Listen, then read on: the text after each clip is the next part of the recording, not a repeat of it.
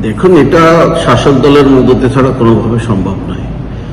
তৃণমূলের জমানায় বালি, মাটি, পাথর, কয়লা, গরু সব খাওয়া হয়ে গেছে এদের।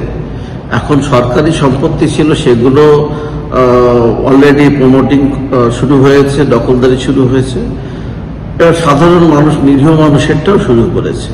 এই হচ্ছে তৃণমূলের আর একটা নতুন চেহারা। বাংলার মানুষ অতিষ্ঠ, বাংলার মানুষ এই পাপীদের হাত থেকে বাঁচতেছে। একজন বৃদ্ধ মহিলা, সে লিখে দেয়নি, অথচ অন্য লোকের নামে কিভাবে রেকর্ড হয়ে যায়। এর সঙ্গে আমি মনে করি বিএলও অতস্পর্তভাবে জড়িত আছে, তার বিরুদ্ধে এর তদন্ত হওয়া উচিত আছে। কি করে একজন ভদ্রমহিলা যে জমি লেখেনি দলিল ছাড়া, বা যদি তারা দাল দলিল করে থাকে, সেটা কেন ভেরিফাই করা হয়নি?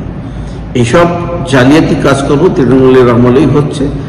তৃণমূল দলটাই একটা জালিয়াতের দল। এই দল সবকিছু করতে পারে, সবকিছু সম্ভব। এর জন্য প্রশাসনকে বলবো এবং সাধারণ মানুষকে বলবো, আপনারা চোখ মুখ খোলা রেখে 2026 পাপ বিদায় দিন, না হলে আমাদের ভবিষ্যৎ অন্ধকার, ভবিষ্যৎ প্রজন্মের ভবিষ্যৎ অন্ধকার।